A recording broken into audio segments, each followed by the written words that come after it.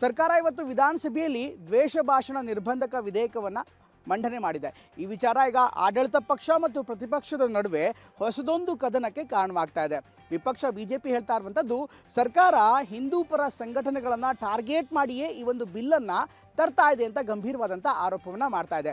ಅತ್ತ RSS ಅನ್ನು target ಮಾಡಿದ್ರು, RSS ಅನ್ನು ಕಂಟ್ರೋಲ್ ಮಾಡೋದಕ್ಕೆ ಸಾಕಷ್ಟು ಪ್ರಯತ್ನವನ್ನು ಪಟ್ಟರು.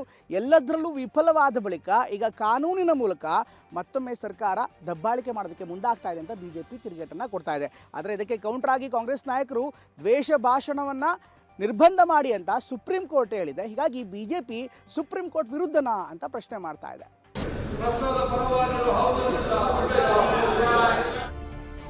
ವಿಧಾನಸಭೆಯಲ್ಲಿ ದ್ವೇಷ ಭಾಷಣ ತಡೆ ವಿಧೇಯಕ ಮಂಡನೆ.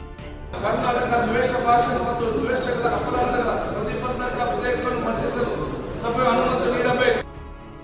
ಬಿಜೆಪಿ ಸದಸ್ಯರಿಂದ ವಿರೋಧ, ಇಲ್ಲ ಎಂದು ಘೋಷಣೆ. ಯಾಕಷ್ಟು ಆತಂಕ ಪಡ್ತಾ ಇದ್ದಾರೆ ಬಿಜೆಪಿ ಅವರು? ಕುಂಬಳಕಾಯಿ ಕಳ್ಳ ಅಂದ್ರೆ ಅವ್ರ ಹೆಗಲ್ ಮುಟ್ಕೊಂಡು ನೋಡಿದ್ರೆ ನಾನೇನ್ ಮಾಡ್ಲಿ? ಹಿಂದೂ ಸಂಘಟನೆಯ ಕಾರ್ಯಕರ್ತರನ್ನ ಟಾರ್ಗೆಟ್ ಮಾಡಬೇಕು ಅನ್ನುವಂತ ಒಂದು ದುರುದ್ದೇಶ ಇದರಲ್ಲಿದೆ. ದ್ವೇಷ ಭಾಷಣ ಪಿತೂರಿ ಅಷ್ಟೇ, ಇದು ಒಂದು ಪಿತೂರಿ. ನೋಡಿ, ಯಾರು ಶಾಂತಿ ಬಯಸ್ತಾರ ಅವ್ರು ಯಾರು ಇದನ್ನು ವಿರೋಧ ಮಾಡಿದ್ದಾರೆ. ದ್ವೇಷವನ್ನೇ ಬಿತ್ತುತ್ತಾ ಇರೋಂಥದ್ದು ರಾಜ್ಯ ಸರ್ಕಾರ. ತೀವ್ರ ವಿರೋಧ, ಗದ್ದಲ, ಕೋಲಾಹಲದ ಮಧ್ಯೆಯೇ ವಿಧಾನಸಭೆಯಲ್ಲಿ ದ್ವೇಷ ಭಾಷಣದ ಪ್ರತಿಬಂಧಕ ಬಿಲ್ ಮಂಡನೆಯಾಗಿದೆ. ಗೃಹ ಸಚಿವ ಪರಮೇಶ್ವರ್ ಪ್ರತಿಬಂಧಕ ಮಸೂದೆಯನ್ನ ಮಂಡಿಸಿದ್ದಾರೆ. ವಿಧೇಯಕ ಮಂಡನೆ ವೇಳೆ ಸಭಾಧ್ಯಕ್ಷ UT ಖಾದರ್ ಮೈಕ್ ಕೈಕೊಟ್ಟಿದೆ. ಮತಕ್ಕೆ ಹಾಕುವಾಗಲೇ ಸ್ಪೀಕರ್ ಮೈಕ್ ಆಫ್ ಆಗಿದೆ. ಮತಕ್ಕೆ ಹಾಕಿದಾಗ ಮಸೂದೆಯ ಪರವಾಗಿರುವವರು ಹೌದು ಎನ್ನಬೇಕು ಎಂದಾಗ ಬಿಜೆಪಿ ಸದಸ್ಯರೆಲ್ಲ ಇಲ್ಲ ಅಂತ ಘೋಷಣೆ ಕೂಗಿದ್ದಾರೆ.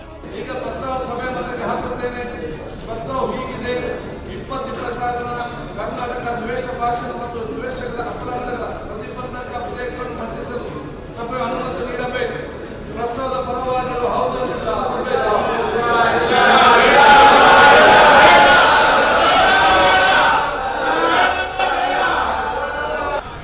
ಆಡಿಯೋ ಸಮರ್ಪಕವಾಗಿ ಇಲ್ಲದ ವೇಳೆಯೇ ದ್ವೇಷ ಭಾಷಣ ಬಿಲ್ ಮಂಡನೆಯಾಗಿದೆ. ದ್ವೇಷದ ಭಾಷಣವನ್ನ ಗಂಭೀರ ಅಪರಾಧ ಅಂತ ಸುಪ್ರೀಂ ಕೋರ್ಟ್ ವ್ಯಾಖ್ಯಾನಿಸಿತ್ತು. ಹಾಗಾದ್ರೆ ಜಟಾಪಟಿಗೆ ಕಾರಣ ಆಗಿರೋ ಬಿಲ್ನಲ್ಲಿ ಏನಿದೆ ಅನ್ನೋದನ್ನೇ ನೋಡೋದಾದ್ರೆ, ರಾಜ್ಯದಲ್ಲಿ ದ್ವೇಷ ಭಾಷಣ ತಡೆಗಟ್ಟಲು ವಿಧೇಯಕ ಮಂಡನೆಯಾಗಿದೆ.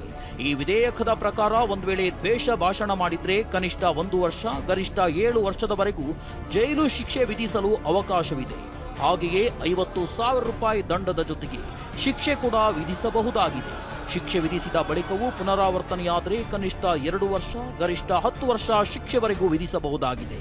ಧಾರ್ಮಿಕ, ಜನಾಂಗೀಯ, ಜಾತಿ, ಸಮುದಾಯ, ಲಿಂಗ, ಲೈಂಗಿಕ ದೃಷ್ಟಿಕೋನ, ಜನ್ಮಸ್ಥಳ, ಭಾಷೆ, ಅಂಗವೈಕಲ್ಯ, ಬುಡಕಟ್ಟು ಕುರಿತು ದ್ವೇಷ ಭಾಷಣ ಮಾಡಿದ್ರೆ ಶಿಕ್ಷೆ ಗುರಿಪಡಿಸಬಹುದಾಗಿದೆ.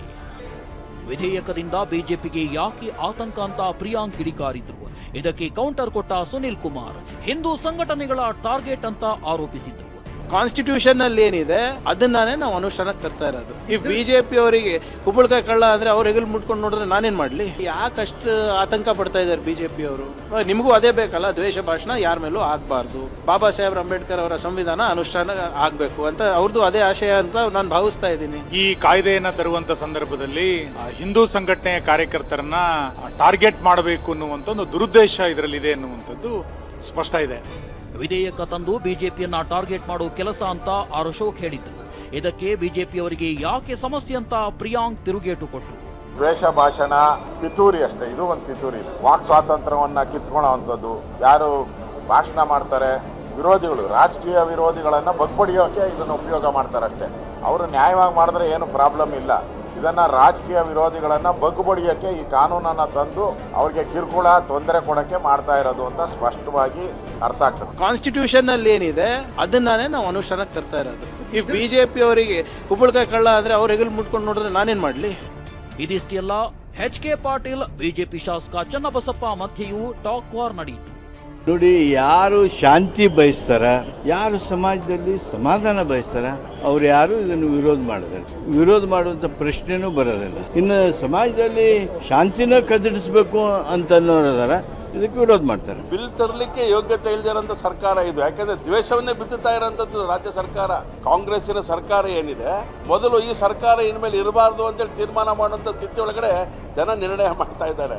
ನೀವು ಏನು ಬಿಲ್ ತಂದ್ರೂ ನಾವು ಸತ್ಯ ಸಂಗತಿ ಹೇಳೋದನ್ನ ಯಾವುದೇ ಕಾರಣಕ್ಕೂ ನಿಲ್ಲಿಸೋದಿಲ್ಲ. ನೀನ್ ಏನ್ ಜೈಲಿಗೆ ಬೇಕಾದ್ರೆ ಹಾಕು, ತಿಪ್ಪರ್ಲಾಗ ಬೇಕಾದ್ರೆ ಹೊಡಿ ನೀನು.